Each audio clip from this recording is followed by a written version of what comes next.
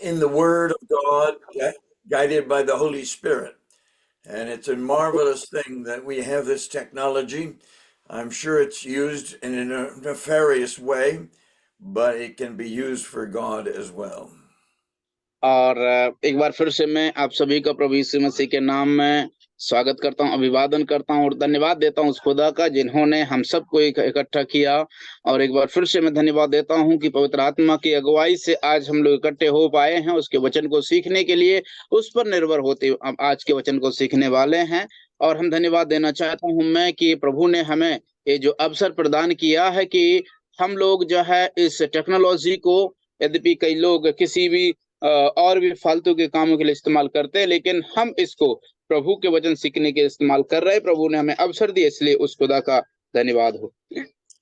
Well, a couple of our purposes in making this study, particularly of the ministry of the Holy Spirit, is first of all to know Him, to know who He is and what His ministry is. The second thing is to learn by faith to say thank you to God the Father for the gift of the Holy Spirit. और इस अध्ययन का मुख्य उद्देश्य है, पहला उद्देश्य यह है कि हम उस पवित्र आत्मा का जिसका हम अध्ययन, जिसको हम एक श्रृंखला में क्रमबद्ध तरीके से सीख रहे हैं, उसका पहला उद्देश्य यह है कि हम उसके बारे में सीखना है, हमें जानना है कि वास्तव में वो कौन है। और दूसरा उद्देश्य है हम उस परमेश्वर पिता को जान करके विश्वास के द्वारा दिन प्रतिदिन हमें धन्यवाद देना है जो वरदान उसने हमें दिए हैं, जो पवित्र आत्मा हमें याद दिलाता है। We must understand that the upper room discourse is the last opportunity for the Lord Jesus to speak to his 12 disciples. And when Judas was gone, then only the 11 remained for the instruction. और इस बात को भी हम लोग याद करते हैं कि ये जो अपर रूम डिस्कोर्स का जो ऊपरी कोठरी का प्रवचन है, प्रभु के लिए आखिरी समय था जब प्रभु यीशु मसीह ने उनको एक साथ 12 लोगों को प्रभु का वचन सुनाया। लेकिन हम देखते हैं उनमें से यहूदा ने आत्महत्या करके वो चला गया। उसके बाद सिर्फ और सिर्फ ये 11 चेले ही रह गए थे जो सेवकाई में उनको जाना था। The Lord Jesus knew that the Holy Spirit was going to embark on a new ministry, new responsibilities, and to a new group of people. और हम लोग इस बात को देखते हैं मेरे प्यारो कि उस प्रभु के वचन को जो उसने हमें दिया है, और उस चेलों को उसने इसीलिए दिया था ताकि हम उसको जो जिम्मेदारी उसने दी वो संसार को सुखाएं। और आज हम उसके वचन को सीख रहे हैं वो इसीलिए कि हम दूसरों को भी वचन को सिखा पाएं। And the Lord Jesus was understanding the fact that the Holy Spirit had been functioning in what we call the Old Testament, particularly to the nation of Israel, to bring them under conviction for their disobedience and rejection of the Lord. और इस बात को हम लोग देखते हैं विशेष रूप से प्रभु का जो मुख्य उद्देश्य जिनको मद्देनजर रखते हुए प्रभु ने इस वचन को कहा था, उसका उद्देश्य यही था कि जो इस्राएली लोग थे जिन्होंने मसीहा को क्या किया था, तिरस्कार किया था, ठुकरा दिया था, और जिसके कारण उन पर जो कष्ट और क्लेश आने वाले थे, उनको किस प्रकार से प्रभु फिर से उनको उठा रहा है, उन बातों को प्रभु ने लिखा है। And so as we read through the upper room discourse, we're amazed that the Lord Jesus does introduce the Holy Spirit in 7 different areas of ministry. बढ़िया है। support या फिर कॉलेज में आता हूँ, वो बताइए फीस का इंटरव्यू कैसा हो, वो का पूछेंगे। और हम इस बात को देखते हैं, sorry brother, there was some interruption from one sister who unfortunately her mic was opened. So हम लोग इस बात को देखते हैं कि प्रभु यीशु मसीह ने जो है पवित्र आत्मा का जो मुख्य किरदार किस तरह से सेवकाई में इस्तेमाल होता है, हम लोगों ने अभी तक देखा है कि 7 तरीके से पवित्र आत्मा सेवकाई में अपनी भूमिका निभाते हैं।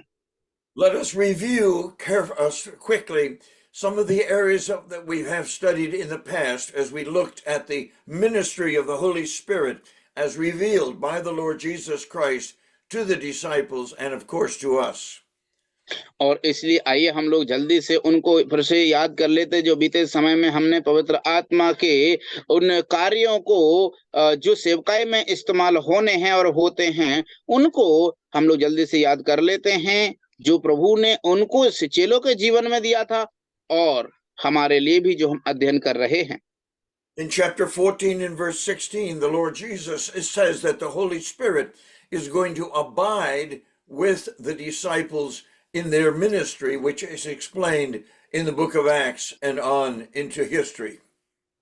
और इस बात को हम लोगों ने पहली बार पवित्र आत्मा की सहभागिता को हम लोग देखते हैं यूहन्ना उसका 14 अध्याय का 16वीं आयत में, जहां पर प्रभु यीशु मसीह ने कहा कि वो पवित्र आत्मा है जो चेलों के अंदर हमेशा के लिए सर्वदा के लिए निवास करने के लिए आने वाला है। और उसकी सेवकाई फिर उनके जीवन में हम प्रेरितों काम की पुस्तक से देखते हैं कि उन किस प्रकार से पवित्र आत्मा की सेवकाई में वो आगे बढ़े हैं। उसके बाद फिर इतिहास में वो सेवा करते चले गए।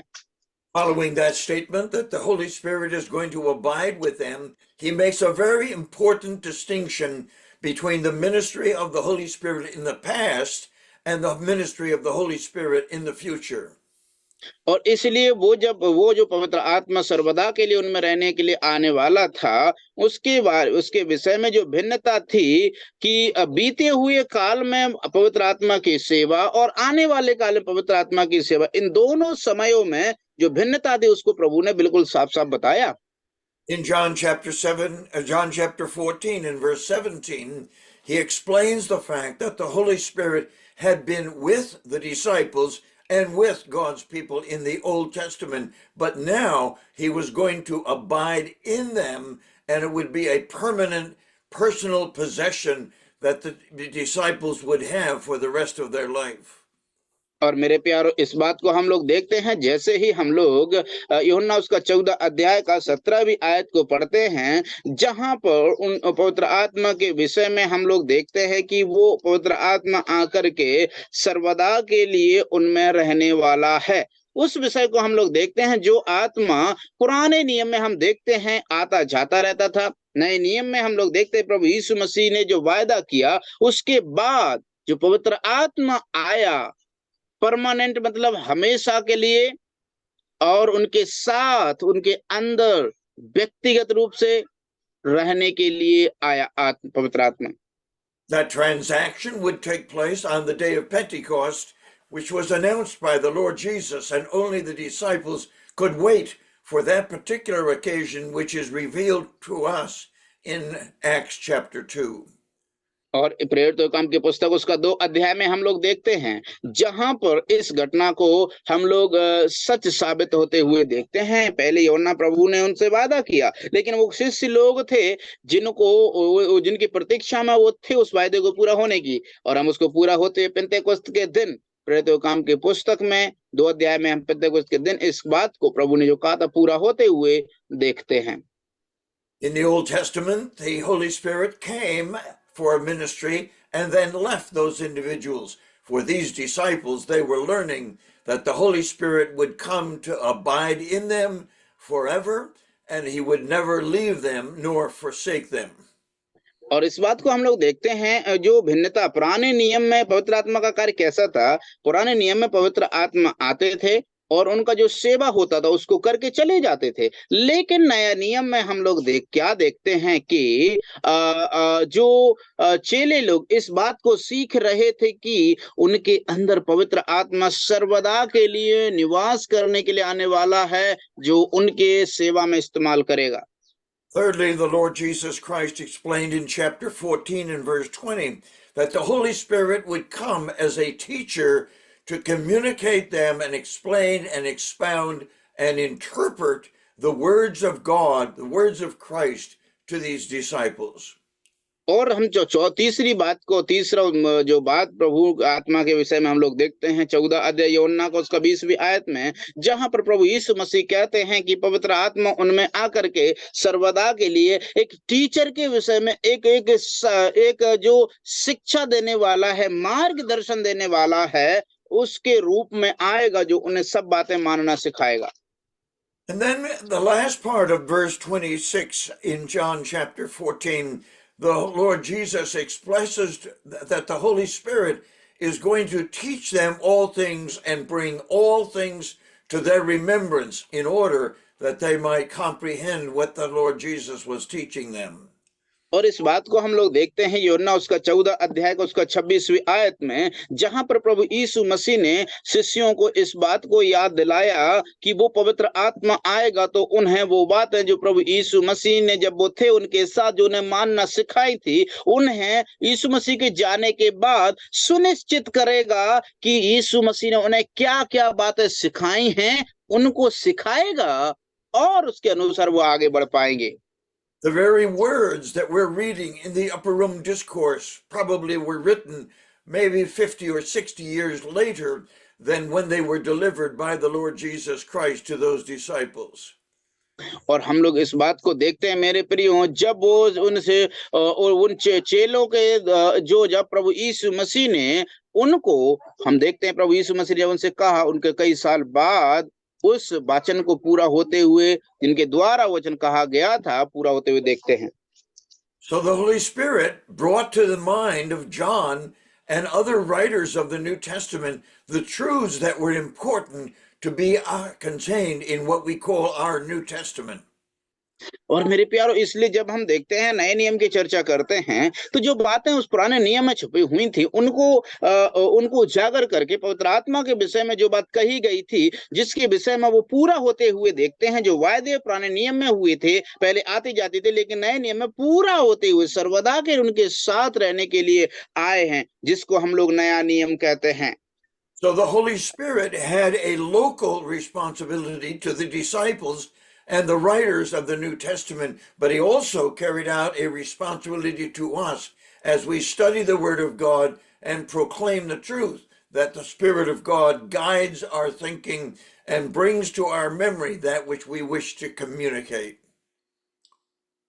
हम लोग इस बात को देखते हैं मेरे कि पवित्र आत्मा का जो सेवा कार्य है, उनकी जो मुख्य जो कार्य है, वो जिस प्रकार से यूहन्ना को पवित्र आत्मा ने प्रेरित किया, और उसके साथ साथ इतिहास में और भी जो लेखक रहे उन सबको प्रेरित किया, जिन्होंने परमेश्वर का वचन को जो परमेश्वर ने कहा था उनको प्रकट किया, उन्होंने लिख दिया। उसी प्रकार से मेरे प्रियो, आज हम लोग भी जब उसके वचन को सीख रहे हैं, हमें भी वो वचन प्रेरित करता है। And then in chapter 16 and verse 8, the Lord Jesus Christ begins to explain how the Holy Spirit is going to prepare the hearts of people to receive the message of the gospel from these disciples. और उसके बाद हम लोग देखते हैं मेरे प्रियो, वो पवित्र आत्मा उन्हें इस बात को सिखाते हैं कि किस तरह से परमेश्वर से उस समाचार को उनको पाना है और फिर उसको दूसरों तक पहुंचाना, प्रचार करना है। And we looked at 3 specific ministries that the Holy Spirit carried on for preparing the soil of the heart to receive the seed of the Word of God from these disciples. और इस बात को हम लोग देखते हैं पवित्र आत्मा के कार्य को अद्भुत रीति से पवित्र चेलों के जीवन में, कि जो बातों को, जो बीज को परमेश्वर बोना चाहते थे, उनके लिए उस बीज के लिए चेलों को तैयार किया, ताकि वो भूमि को तैयार करें, इस्तेमाल करके भूमि को तैयार करें जिसमें वो बीज बोया जाए।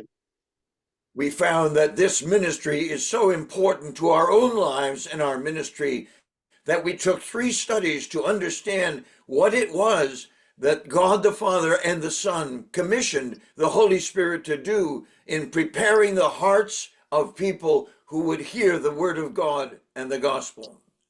और इसलिए मेरे प्यारो, ये बात, ये सेवा जो है हमारे उनके जीवन में भी जितनी ज्यादा उपयोगी थी, उतना ही ज्यादा महत्वपूर्ण हमारे जीवन के लिए भी है, क्योंकि हम इस बात को देखते हैं कि परमेश्वर पिता और पुत्र ने पवित्र आत्मा को ये जिम्मेदारी दी है कि वो जो से लोग या जो हम सुसमाचार सुनाते हैं, उस सुसमाचार को फल लाने के लिए मनुष्यों के हृदयों को तैयार करती है, ताकि उस वचन को वो ग्रहण करके परमेश्वर के लिए फल लाने वाले हो सके। So these ministries to us as preachers and teachers and to you as the hearers is the work of the Holy Spirit, and we're dependent upon that effective ministry in our service to the Lord.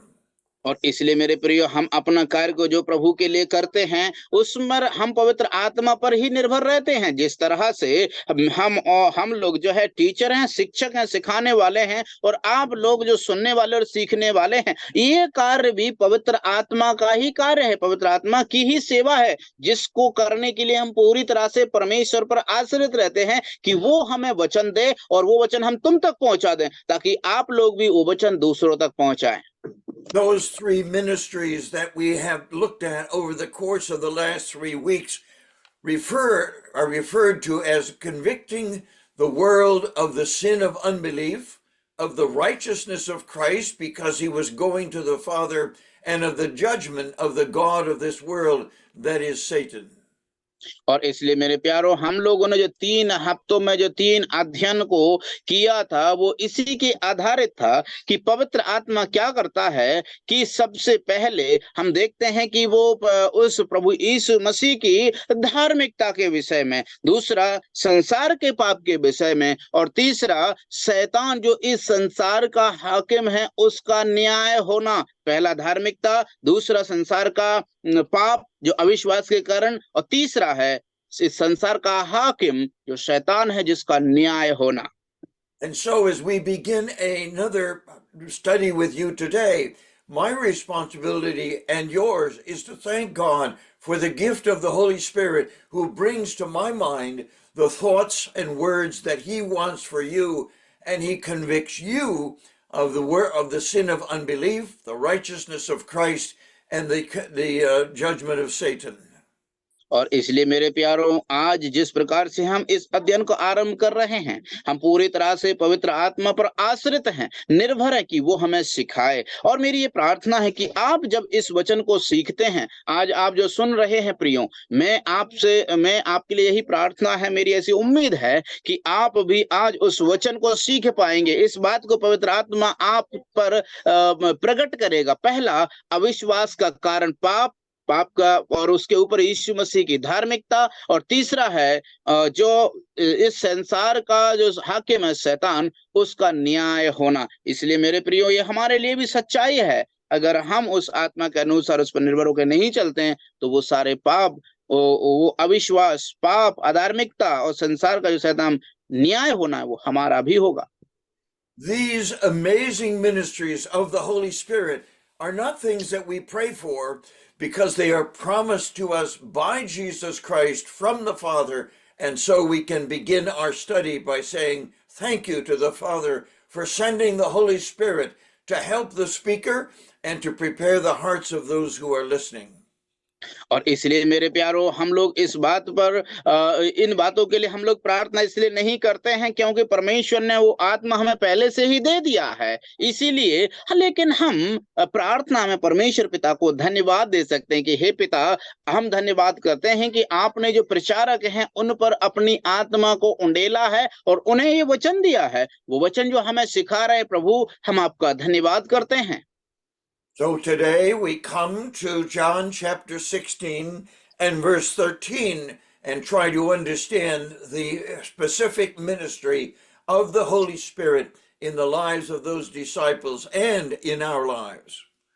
और इसलिए आज हम लोग, मेरे प्यारों, आज के अध्ययन के लिए हम लोग यूहन्ना रचित सुसमाचार उसका हम लोग के 16 अध्याय में और उसके 13वीं आयत में हम लोग आते हैं, और जहां पर हम लोग प्रभु के वचन को, उसकी सेवकाई को हम लोग देखते हैं।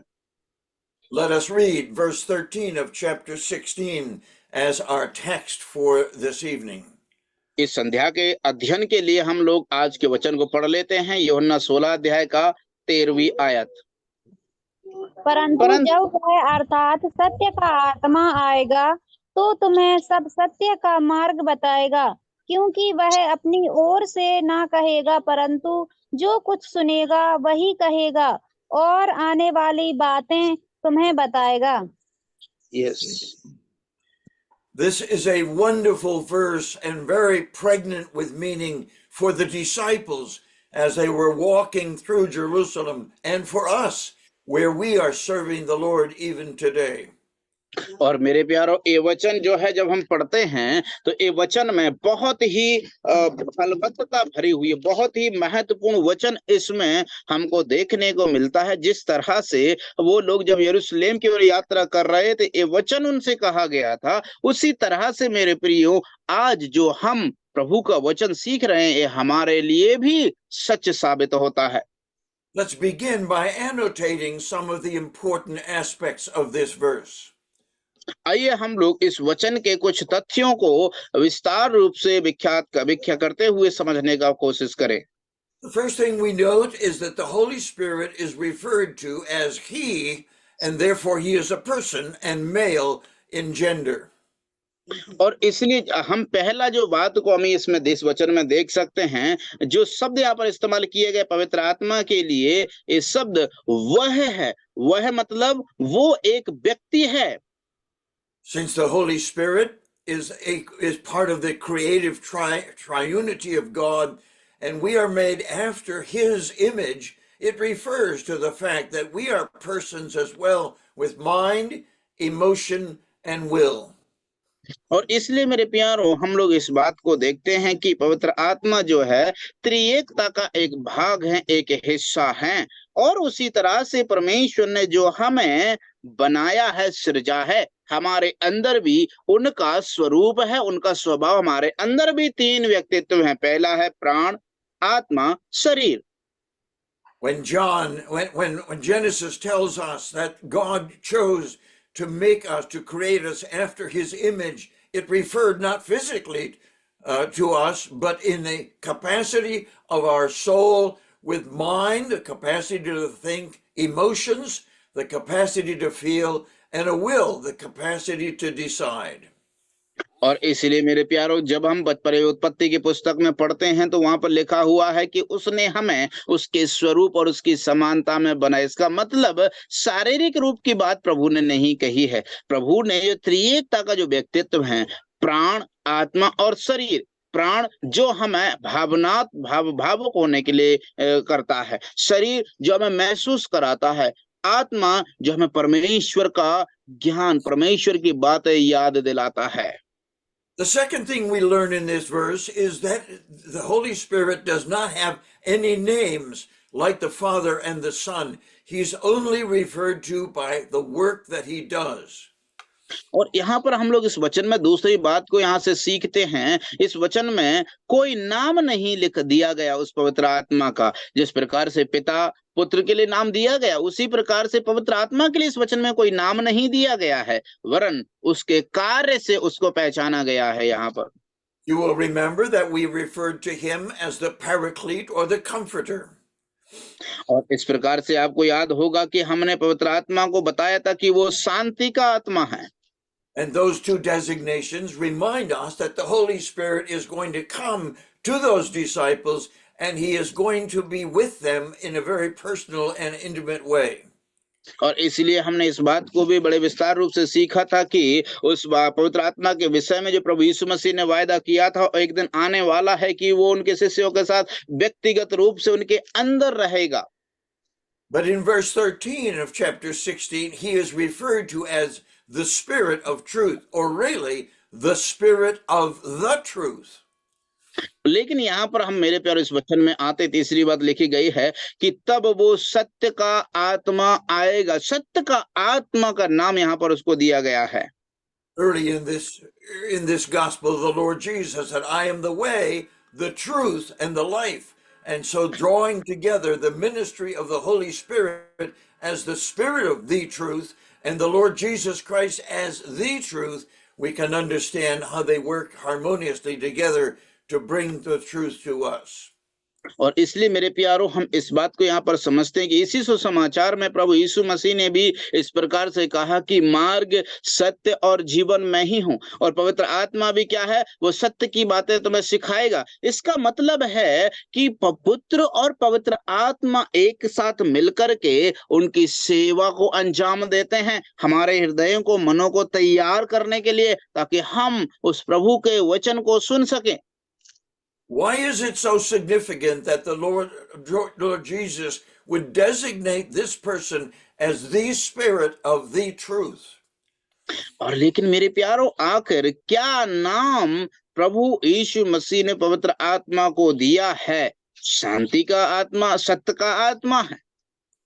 The answer to that question is because all around us is the spirit of error or the spirit of heresy that attacks us, because Satan is a liar and he wants us to accept and believe the lie rather than the truth.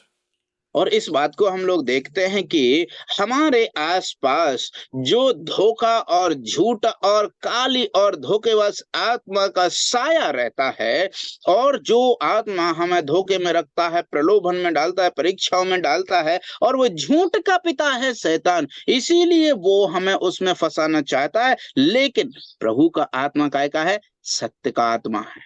It's so easy for us to be drawn away from the truth to error because our mind, our emotion, and our will are influenced by the world, the flesh, and the devil. और इसलिए मेरे प्यारो, हम लोग इस बात को यदि समझें तो हम जो है बड़ी ही आसानी से, बड़ी सरलता से हम लोग क्या हो जाएंगे? वो उसमें बह जाएंगे, शैतान की बातों में आकर के झूठ में बह जाएंगे। उसका कारण क्या है? कि हमारा शरीर है, हमारा जो प्राण है, और इस संसार में हम लोग जो रहते हैं वो संसार की मोह माया में जकड़ा हुआ है। तो इसलिए आसान है उस झूठ की आत्मा को कि वो हमें उसमें बहा ले जाए और उसमें फंसा ले। The specific conflict that we experience in this regard is the conflict between Christ as the truth and the Holy Spirit as the person who is always a liar. और इसलिए मेरे प्यारो, हम लोग यहाँ पर इस बात को देखते हैं इस वचन में कि वो जो पवित्र आत्मा है वो क्या है? सत्य का आत्मा है, और वो हमें क्या करेगा? वो सत्य की बातें और वो मार्ग हमें सिखाएगा, और वो उसकी ओर से नहीं होगा, वरन उसको जो कहा जाएगा, जो सुनेगा वही कहेगा। With the birth of the Lord Jesus Christ as the way, the truth, and the life, the antagonism of Satan to the Lord Jesus Christ and to the message of the gospel is vital, and it's a specific attack against the Lord Jesus and the Word of God. और इसलिए मेरे प्यारो, हम लोग देखते हैं उस झूठ की आत्मा का जो है किस प्रकार से प्रभु यीशु मसीह का जन्म, उनका जो है इस दुनिया धरती पर बढ़ना, सुसमाचार को, परमेश्वर पिता के वचन को मनुष्यों तक, उद्धार का संदेश को पहुंचाना, एक तरह से माना जाए तो प्रभु की ओर से उस दुष्ट की और झूठ की आत्मा पर प्रहार है, आक्रमण है। The Lord Jesus Christ on this particular occasion in this verse is reminding us thirdly that the Holy Spirit will have come in that capacity as the proclaimer of truth and will be violently opposed to error. और इस बात को हम लोग देखते हैं मेरे प्रियो कि उस पवित्र आत्मा ने इस संसार में, इस संसार के उस झूठ की आत्मा का जो नियम था उसको तोड़ करके ताकत के साथ में, प्रभु की सामर्थ्य के साथ में इस दुनिया में वो आया और उस कार्य को पूरा किया। We understand what the Lord Jesus is saying, but the disciples probably did not understand that this was a reference to Pentecost in what we now know as Acts chapter 2. और इस बात को मेरे प्रियो हम लोग देखते हैं कि वो चेलों लोगों ने जो प्रभु यीशु कह रहे थे उसको नहीं समझ पाए होंगे, लेकिन अभी हम लोग समझते हैं। जिस हमें जब प्रेरितों काम के पुस्तक उसका 2 अध्याय मिला है, इसका मतलब प्रभु यीशु जो पेंतकुस्त के दिन की बात कर रहे थे। The fourth thing that we learn in this verse is that the Holy Spirit is going to come to those disciples and to us as a guide in our mind, our emotion, and our will into this amazing truth produced and presented to us by the Lord Jesus Christ as the Word of God and, of course, the written Word of God to us.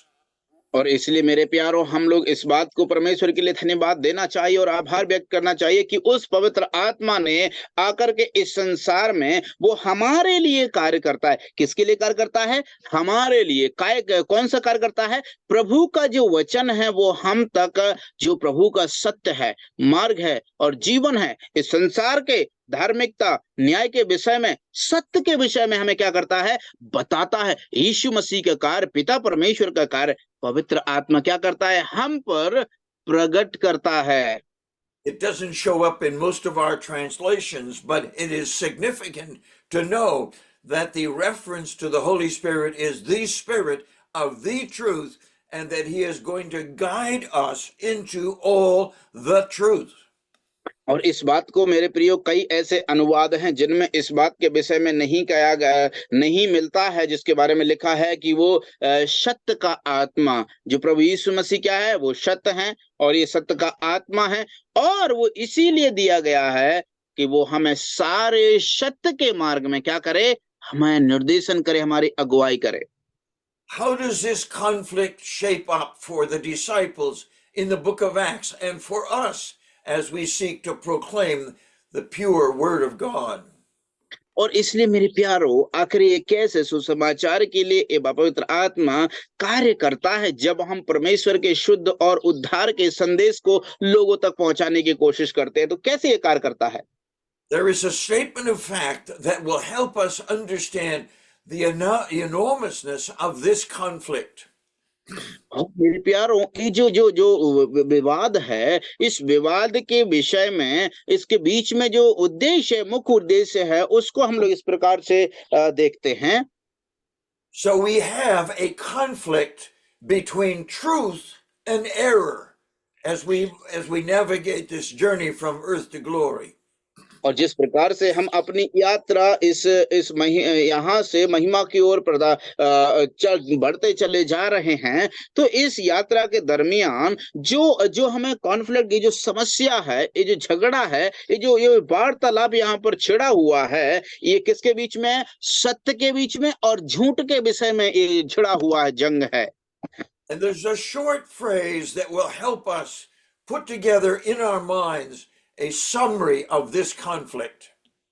और मेरे प्यारों, इस प्रकार से एक बहुत ही संक्षिप्त में, बहुत ही छोटा एक घोषणा है जो इस बात को हमें समझने में सहायक सिद्ध होता है। If you're taking notes, please write this down and put it prominently in your notes. और अगर आप लोग जो है लिख रहे हैं, कॉपी में लिख रहे हैं, तो प्लीज दया करके आप इस बात को लिख लीजिए, अपने नोट में जरूर लिखिएगा। Listen carefully. Truth will allow no error, but error will allow some truth. इस बात को आप लोग लिख लीजिए मेरे प्रियो, ध्यानपूर्वक सुनिएगा कि ये जो सत्य है वो गलती को, त्रुटि को, झूठ की अनुमति नहीं देता, लेकिन झूठ थोड़ा बहुत सत्य की अनुमति देता है। एक बार और, one second, I will repeat one second brother. जो सत्य है वो झूठ की अनुमति नहीं देता, लेकिन जो झूठ है वो सत्य की अनुमति देता है। When the serpent was speaking to Eve, he spoke some truth, but he also spoke some error. And that is a classic illustration of this principle that truth will allow no error, but error will allow some truth. इस बात को मेरे प्रियो, हम लोग इसका सबसे प्रसिद्ध और सटीक उदाहरण को अदन की वाटिका में शैतान को देखते हैं। शैतान ने क्या किया, कुछ तो सच बोला और कुछ झूठ बोला, और यहाँ पर हम लोग देखते हैं इस बात को साबित होते हुए कि सत्य झूठ को अनुमति नहीं देता, लेकिन जो झूठा है या झूठ है थोड़ा थोड़ा सच बोलता है। यस।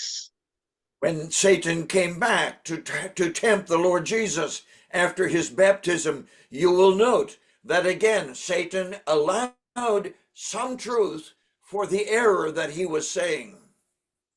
और इस बात को हम लोग यीशु मसीह के जीवन में भी सच होते हुए देखते हैं। वहां पर हम लोग क्या देखते हैं कि शैतान ने ऐसा अनुमति दिया, शैतान ने क्या किया, ऐसा अनुमति दिया। जब प्रभु यीशु मसीह के बपतिस्मा होने के बाद में यीशु की परीक्षा के लिए शैतान आया, तो उसने कुछ सच बोला और उसका अनुमति दिया, लेकिन उसने झूठ भी बोला।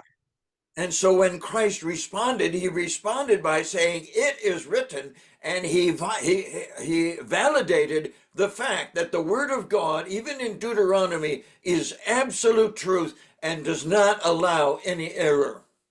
और इसलिए इस बात को मेरे प्रियो, जब प्रभु यीशु मसीह ने उस शैतान का जवाब दिया तो प्रभु ने कैसे जवाब दिया? ऐसा लिखा है, प्रभु के वचन में ऐसा लिखा है। इसीलिए शैतान ने भी इस बात को, वो जानता था कि व्यवस्था विवरण की पुस्तक में उसके विषय में ये लिखा है और ये सत्य है, इसमें कोई झूठ नहीं है। इसीलिए शैतान उनके सामने से भाग गया। We understand that as we look around Christendom today and we go into liberal churches, we realize that they have some truth which is attractive to believers, but it is also much error that is infiltrating the teaching of the liberal church. और मेरे प्यारो, आज के बड़े दुख के साथ कहना पड़ता है कि मसीह जगत में जब हम कलीसियाओं में जाते हैं तो क्या देखते हैं मेरे प्रियो? उनके जीवन में, उनके कलीसियाओं में कुछ सत्य दिखता है जो लोगों को आकर्षित करता है, लेकिन उससे बढ़कर के उनके जीवन में झूठ चलता रहता है जो उनको पता नहीं चलता और वो झूठ में ही जीवन बिताते हैं। Much of the teaching of the Apostle Paul in Ephesians, Philippians, and Colossians, as well as Romans, is to establish the fact that the Word of God in all of these areas is absolute truth and it does not allow any error. और इस बात को मेरे प्रिय कुलोसियों की पत्री और भी कई पत्रियां हैं जिनमें मेरे प्रिय जब हम देखते हैं तो परमेश्वर की गंभीरता को हम लोग देखते हैं कि उसमें कोई झूठ नहीं है और ना ही वो झूठ की अनुमति देता है। We must be very careful and listen to the ministry of the Holy Spirit who gives to us the guidance that is necessary so that all of our words are absolute truth supported by the Word of God. और इसलिए मेरे प्रियो, जब हम इस वचन को सीखते हैं मेरे प्यारो, तो इस बात की सामर्थ्य वो हमें देता है कि हम समझ पाएं कि जो कुछ भी ये वचन कह रहा है ये परमेश्वर के वचन के आधारित है और ये सत्य, इसमें कोई झूठ नहीं है। Let me give you an example from the Gospel of John, chapter 1. आइए मैं आपको एक उदाहरण देता हूं यूहन्ना रचित सुसमाचार उसका 1 अध्याय से। We have that testimony by John. In the beginning was the Word, and the Word was with God, and the Word was God. हम लोग यूहन्ना की गवाही को यहाँ पर देखते हैं कि आदि में वचन था, वचन ही परमेश्वर था, वचन ही परमेश्वर के साथ था। मोड़ा। But if you read the translation that's done by the Jehovah's Witnesses, they say, in the beginning was the Word, and the Word was a God, rather than putting the word God in without the letter A. और मेरे प्यारों, जब हम जो यहोवा witness की जो Bible है उस अनुवाद को जब हम पढ़ते हैं तो उनकी बाइबल में क्या लिखा है कि आदि में वचन था और एक परमेश्वर था। इस प्रकार से मेरे प्रियो वो झूठ को उसमें लिख देते हैं साबित करने के लिए, लेकिन उन्हें ऐसा लिखना चाहिए था आदि में वचन था, वचन ही परमेश्वर था। So we have the responsibility as believers to soak our soul in the Word of God, because we know that from beginning to end, it is the Word of God Himself. और इसलिए मेरे प्यारों, हम विश्वासी होने के नाते हमको हमारी आत्मा को परमेश्वर के जीवित वचन में डुबोना है, इसको उसी में बनाए रखना है, क्योंकि ये जो वचन जिसको हम सीखते हैं, ये वचन जिसको हम पढ़ते हैं, वचन जिस पर हम चलते हैं, ये शुद्ध परमेश्वर का वचन है जो सत्य है। That is why the book of Revelation ends by saying, if anybody adds to the Word of God, it takes away from it, the curses and the judgment will come from God against those people. और इसीलिए मेरे प्रियो, हम लोग क्या देखते हैं परमेश्वर के वचन प्रकाशित वाक्य में, जब प्रभु यीशु मसीह ने आखिरी में इस बात को लिखा था कि वचन में लिखा हुआ है कि इसीलिए अगर कोई इस वचन में मिलाता है और इसमें से कुछ घटाता है उस पर श्राप आएगा। What a wonderful blessing God has given us in giving us the Word of God in translations that are quite accurate in revealing to us the original words of God. और मेरे प्यारो, परमेश्वर का वास्तविक वचन हम तक पहुंचाने के लिए कितना अद्भुत रीति से प्रियो ये वचन कितना सत्य रूप, साफ और सामान्य रूप से उस सत्य वचन को हम पर प्रकट किया है लिखित वचन में प्रभु ने।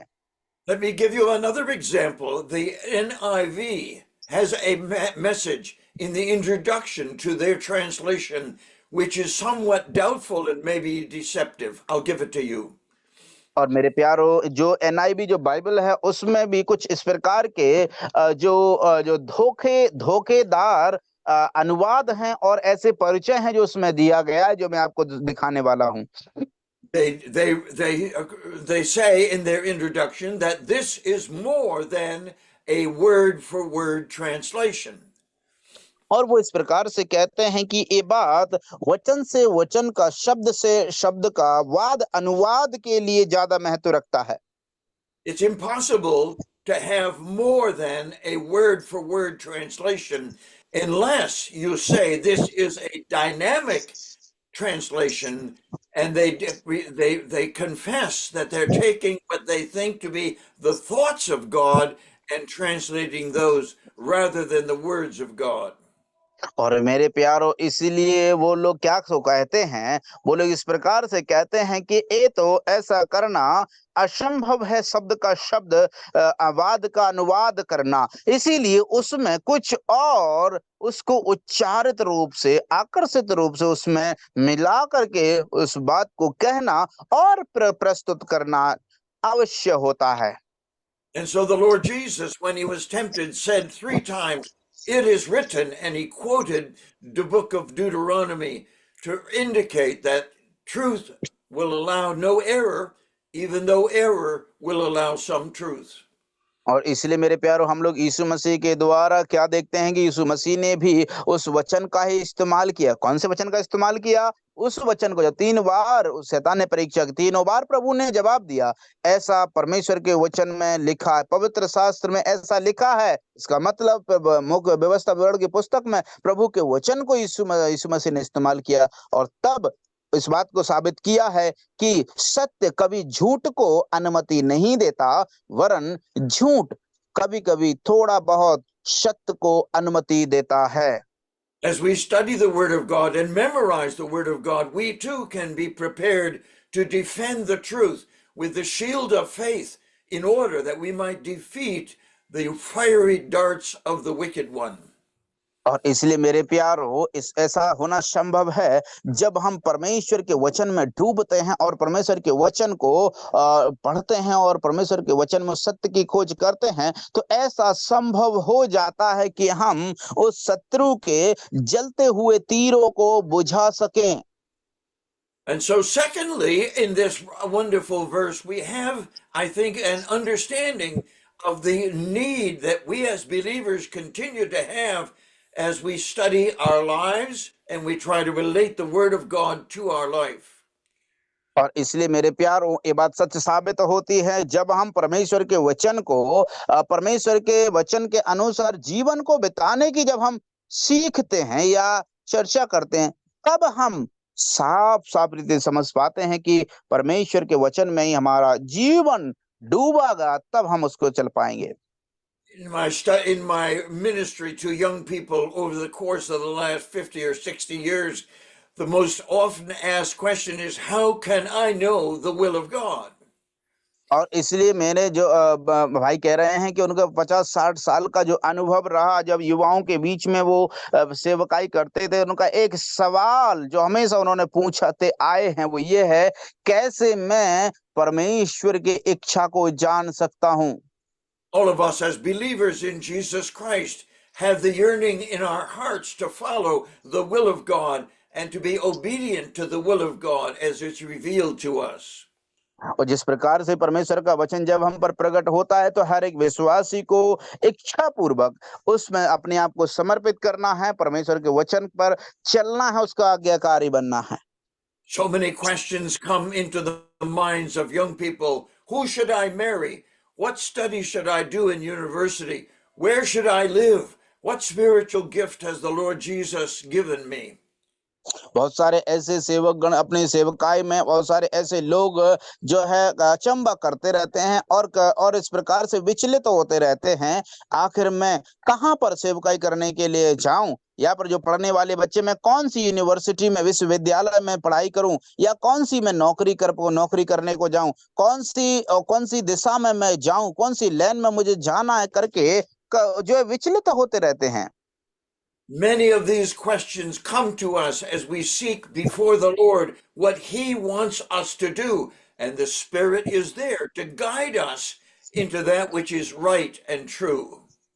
और इसलिए मेरे प्यारों, जब हम उस प्रभु को खोजते हैं और जब इस प्रकार की विचलितता में जीवन बिताते हैं, तो हमारे पास एक साधन है, और वो साधन है प्रभु के वचन में हमको जाना है, सत्य में उसे खोजना है, और पवित्र आत्मा वहां पर है जो हम पर उस सत्य को प्रकट करेगा और परमेश्वर की इच्छा को हमको बताएगा। We realize in our lives that the Holy Spirit of God was the one that brought us to understand the truth in the beginning in order that we might believe the gospel and be born again. और इसलिए मेरे प्यारों, हमको उस परमेश्वर के वचन को आरंभ में ही उस वचन को हम पर क्या किया है, प्रकट किया है। किस लिए प्रकट किया है? ताकि हम उस वचन को जिसको हम सुनते हैं उसमें विश्वास करके उसको अपने जीवन में लागू करने पाए।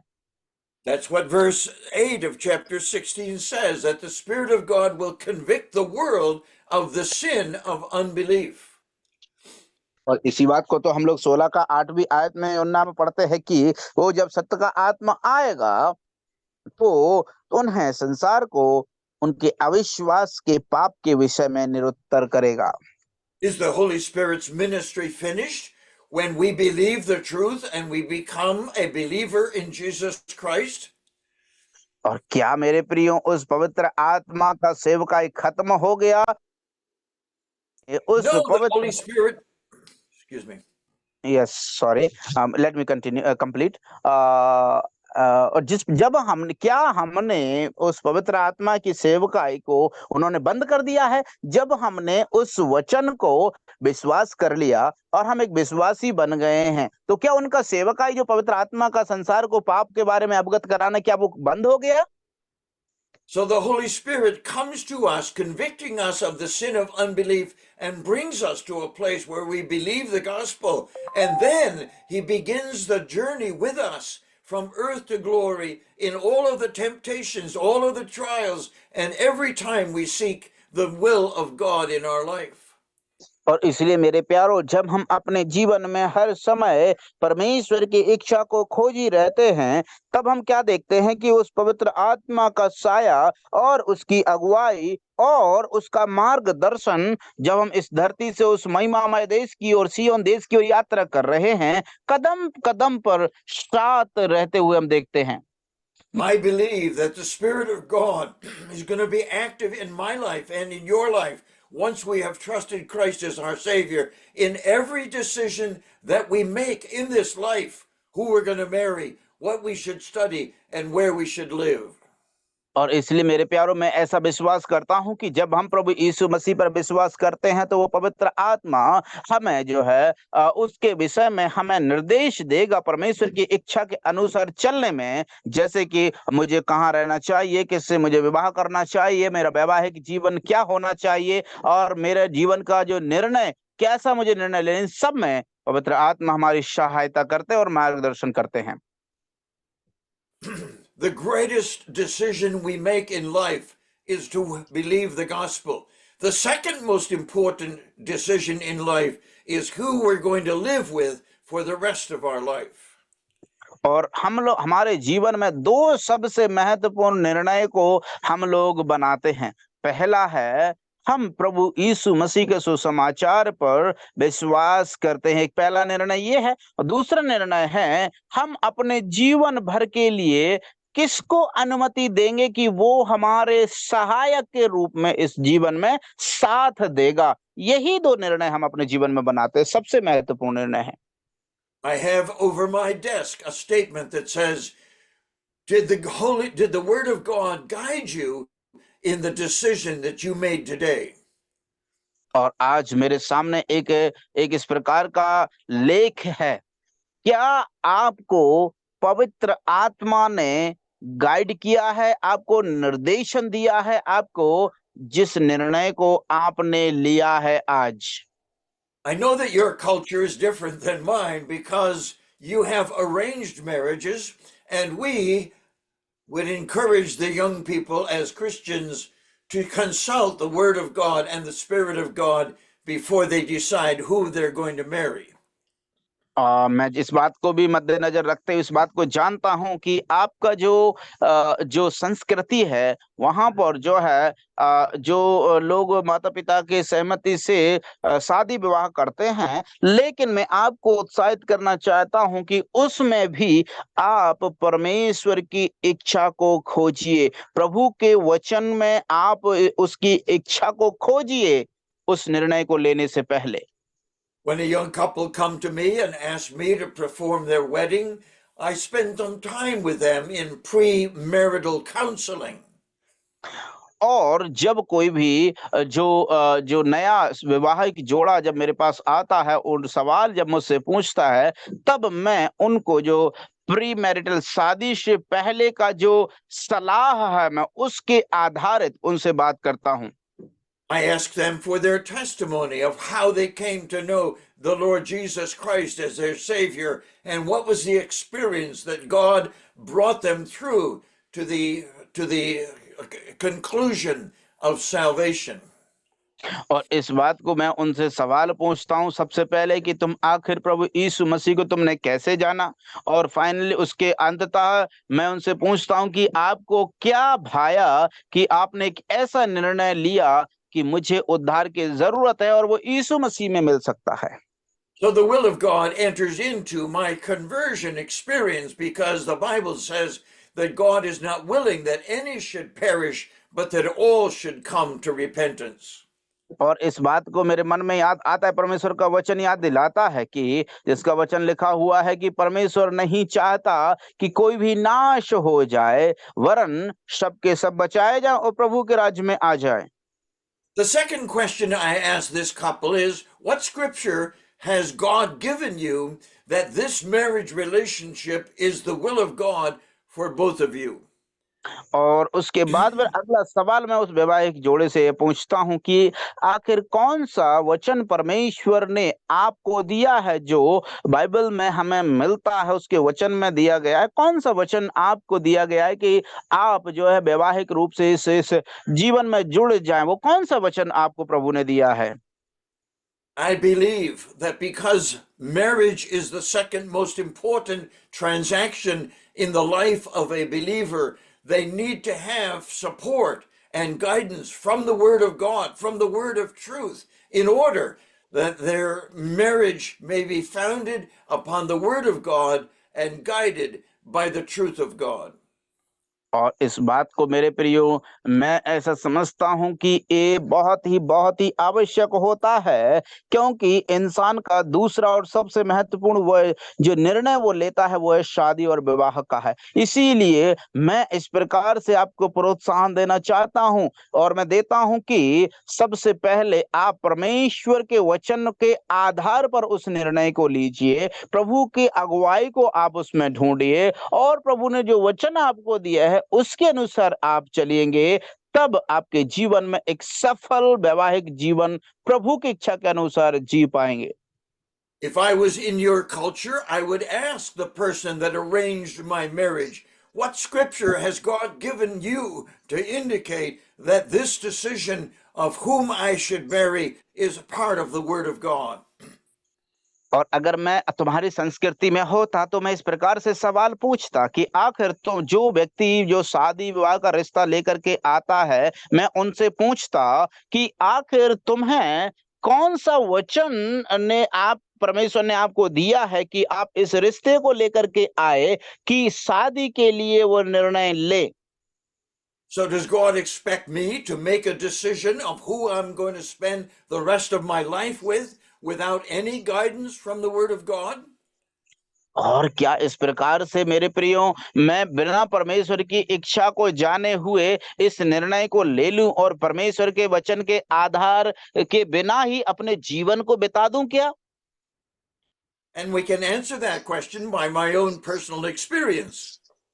और मैं उस सवाल का जवाब अपने व्यक्तिगत अनुभव से दे सकता हूं।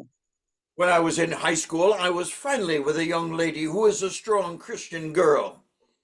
और जब मैं 10वीं कक्षा में पढ़ता था, तब मैं एक ऐसी लड़की को जानता था जो वो बहुत ही परमेश्वर के वचन में बहुत ही ज्यादा मजबूत थी और दृढ़ थी। We gathered with the assembly. We read and prayed together in order to try to understand what was God's will for she and myself. और उसके बाद जो है वो एक कलीसिया में इकट्ठे हुए, एक साथ उन्होंने प्रार्थना किया, प्रभु की इच्छा को उन्होंने खोजा कि आइए हम लोग प्रभु की इच्छा को खोजें कि हमारे बारे में प्रभु की क्या इच्छा है। But as we continued to get to know her and thought about the subject of marriage, it became very clear that we were the ones that should not join our hearts and hands together because we did not have the guidance of the Word of God. और जब जैसे ही प्रभु का वचन को अध्ययन करते चले जा रहे थे, कुछ समय बीतने के बाद में जब प्रभु की ओर से उन्हें कोई भी जो है इस समझ में नहीं आया और ना ही कोई उनको अगुवाई हुआ प्रभु का कि वो शादी विवाह के जोड़े में एक दूसरे का हाथ जोड़ लें, तब वो अलग अलग हो गए। And shortly after that occasion, when we went our separate ways, God brought into my life another young lady, and she is the lady that I married, and she has been my wife for almost 63 years. और उसके बाद प्रभु जब हम अलग अलग रास्तों पर चले गए, वो अपने अलग रास्ते पर, मैं अपने अलग रास्ते पर, प्रभु मेरे लिए एक दूसरा जो है एक युवा और एक स्त्री को लेकर के आए, और उस स्त्री को मैंने प्रभु की इच्छा से पाया और उसकी इच्छा के अनुसार मैंने उससे शादी किया, और वो मेरा सहायक रहा है। 73 वर्षों से मेरी सहायिका बनी है वो अभी। And the scripture that God gave me was found in the book of Hebrews, and it is an application, not an interpretation, that I received in order to follow the will of God for my life and for our marriage. और इसलिए जो भाई को जो प्रभु की ओर से वचन मिला था वो इब्रानियों की पत्री में है, और वो पत्री में एक निर्देश के रूप में नहीं है, वरन उसको जीवन में लागू करने के लिए प्रभु का वचन उन्हें मिला, जिससे वो उनके वैवाहिक जीवन में उनको पालन करना है। The verse in the book of Hebrews actually says he takes away the first that he may establish the second. और जो प्रभु का वचन प्रभु का वचन इब्रानियों की पत्री में इस प्रकार से लिखा है कि वो दूसरे को स्थापित करने के लिए पहले को हटा देता है। And of course it's a reference to taking away the law and bringing in grace. और ये प्रभु का वचन का अनुसार इस प्रकार से साबित होता है कि वो व्यवस्था को ले जा करके अनुग्रह को लाता है। But as it was, the application of it to my life by the Holy Spirit was to guide me in my normal reading to this verse, reminding me that the Lord had taken out of my life one young lady who was qualified and brought another lady into my life who became my wife. और इस बात के लिए भाई के जीवन में प्रभु का वचन पवित्र आत्मा की ओर उन्होंने मार्गदर्शन दिया, और क्या मार्गदर्शन दिया कि प्रभु ने ही जो पहली स्त्री जो उनके योग्य थी वो आई और उसको प्रभु ने हटा दिया, ताकि जो दूसरी स्त्री जिनको जो उनकी पत्नी बनी है उसको स्थापित करने के लिए प्रभु की ओर से ये अगुवाई हुआ, पवित्र आत्मा के जरिए से उन्होंने इस बात को सुनिश्चित किया, और अभी तक प्रभु में वो आनंदित हैं। So I believe that in our normal pilgrimage from earth to glory, normal reading of the Word of God and prayer, God will bring to us through His Word guidance that will help us understand this is God's will for my life today. और इसलिए मेरे प्यारों, जब हम सामान्य रूप से प्रभु का वचन पढ़ते हैं, सामान्य प्रार्थना में हम रहते हैं, मैं इस बात को दावे के साथ कहता हूं कि पवित्र आत्मा जब हम उनकी अगुवाई में नियंत्रण में होकर के वचन पढ़ते हैं, प्रार्थना करते हैं, तब प्रभु वो हम तक वचन को प्रकट करते हैं कि आज के लिए प्रभु की यही इच्छा है। And so the Holy Spirit is the one who draws out of His treasure guidance for us in every area of our life. इसलिए मेरे प्यारों, पवित्र आत्मा वो हमारे जीवन में और हमारे जीवन के हर एक पल में, हर एक क्षण में हमें अगुवाई करने के लिए तत्पर और तैयार रहता है। If we begin to suffer for persecution or even disease or sickness, we realize that Peter says to us, since you're likely to suffer according to the will of God, commit yourself to Him. और इस बात को मेरे प्रिय प्रेरित पत्र इस बात को कहता है कि अगर तुम अपने जीवन में किसी भी प्रकार से अगर तुम परेशान नहीं साबित हो रहे हो, यदि तुम सताव को झेल रहे हो, यदि तुम किसी भी प्रकार की परेशानियों से होकर के जूझ रहे हो, तुम उस परेशानी को प्रभु के सन्मुख सौंप दो। If we separate ourselves to a specific ministry or separate ourselves from some influences, the Spirit of God can bring us to the Word of God. And it says that this is your sanctification, even according to the Word of God. और मेरे प्यारो परमेश्वर के वचन के अनुसार जब हम उस अपने आप को समर्पित कर देते हैं, तब प्रभु का वचन पवित्र आत्मा हम पर प्रकट करेगा कि हाँ, यही प्रभु की ओर से वो छुटकारे का वचन है, जो प्रभु के वचन के आधारित है, जो हमारे लिए दिया गया है। Even what we eat, Paul says, it is sanctified by the Word of God and prayer. और जब जो कुछ भी हम खाते हैं वो भी प्रार्थना और प्रभु की ओर से पवित्र किया जाता है। Ephesians chapter 1 tells us that the Spirit of God has made known to us the mystery of His will. इफिसियों 1 अध्याय इस बात को बताता है कि पवित्र आत्मा ने हम पर जो सदियों से छुपी हुई अदृश्य बातें हैं हम पर प्रकट किया है। So the Spirit of God will take the Word of God and bring it to our attention to guide us day by day in the huge responsibilities as well as everyday's choices. इसलिए मेरे प्यारो, जो पवित्र आत्मा है वो हमारे दिन प्रतिदिन के निर्णयों को हमको लेने में सहायक होता है, और जो दिन प्रतिदिन के जो कार्य हैं, चाहे बड़े जिम्मेदारी बड़े निर्णय हम लेते हैं या छोटे निर्णय, उसमें लेने में हमारी अगुवाई करता है।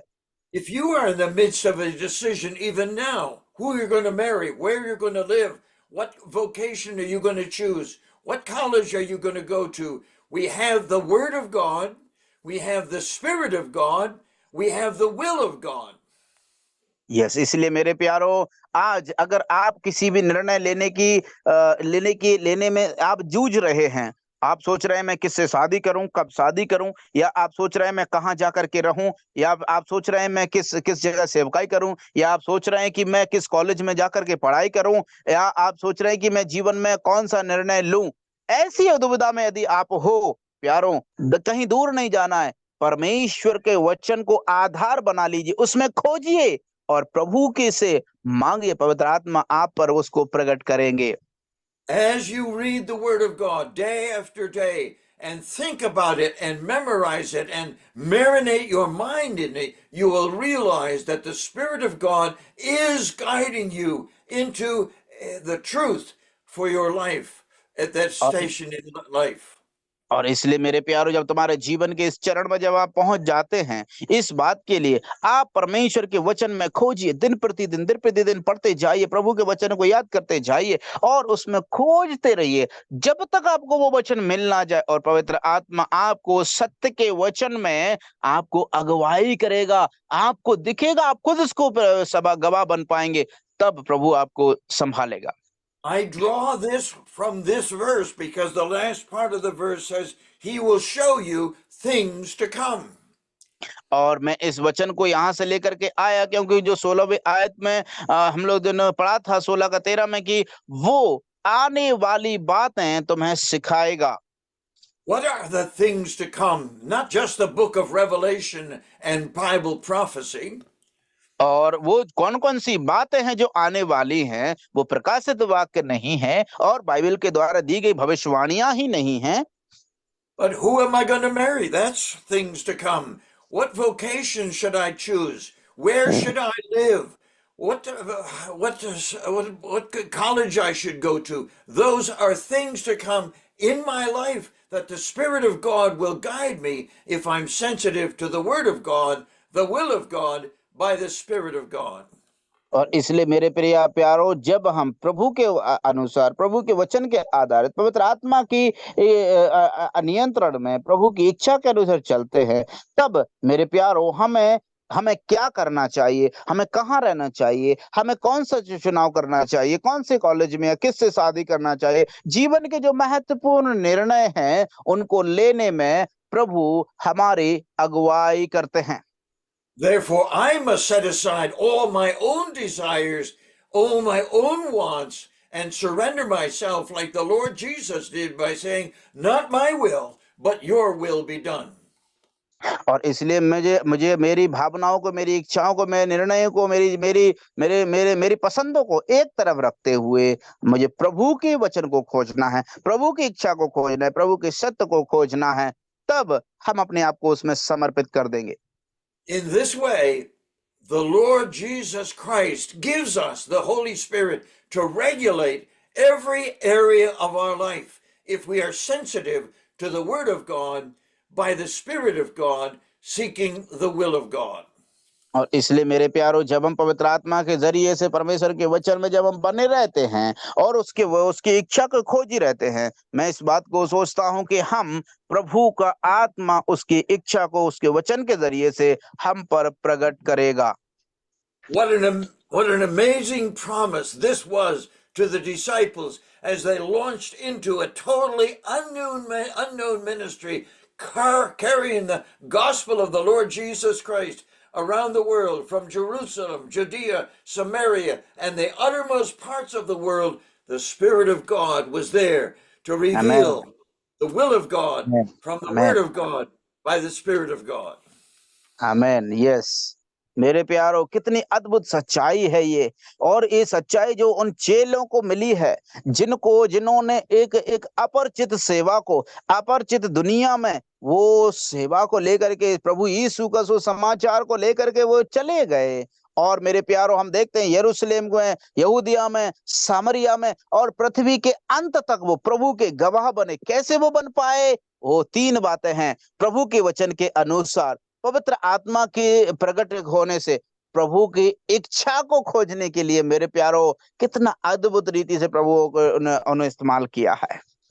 Let us remember where we started so many weeks ago.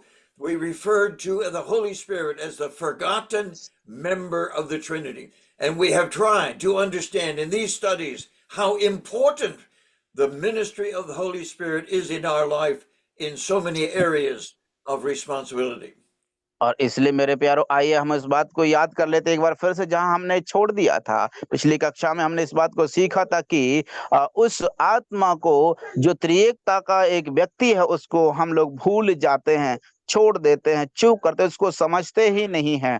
आइए हम उसको याद करके, उस पर निर्भर होकर के प्रभु के वचन को, अपने जीवन को और अपने जीवन के निर्णयों को लें, ताकि उसके नाम की महिमा हो। Let us give thanks to the Father through the Son for the Holy Spirit. आइए हम पिता को धन्यवाद दें पुत्र के जरिए, पवित्र आत्मा के द्वारा। Father, we're grateful again that you have sent forth the Holy Spirit into our lives. He's the one that teaches us to say, Abba, Father. हे पिता परमेश्वर, हम धन्यवाद देते हैं कि पवित्र आत्मा को आपने हमें दिया है, जो हमें सिखाता है कि हम आपको अब्बा पिता कहकर पुकारें। We thank you that the Holy Spirit brought us to a place of salvation by convicting us of the sin of unbelief. और इसलिए प्यारे प्रभु, हम आपका धन्यवाद देते हैं कि आपने हमें पवित्र आत्मा दिया है, ताकि वो हमारे उस अवस्था में आ जाए जहां पर हमें वो पाप के विषय में स्मरण दिलाता है। We thank you that your Holy Spirit is in us as a vital force, warring against the flesh in my being. और इसलिए प्रभु, हम आपका धन्यवाद करते हैं उस आत्मा के लिए जो हमारे लिए दिया गया है, जो हमारे अंदर रहता है, जो हमें पाप के विषय में स्मरण दिलाता है और हमें सुधार के लिए चेतावनी देता है।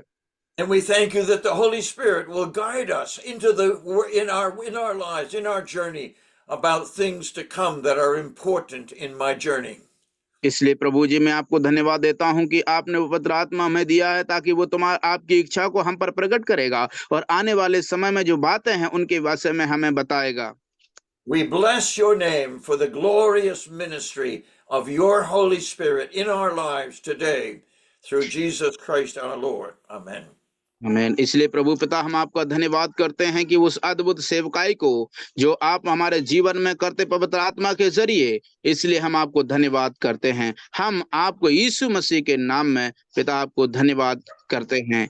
आमीन, आमीन, आमीन। Thank you.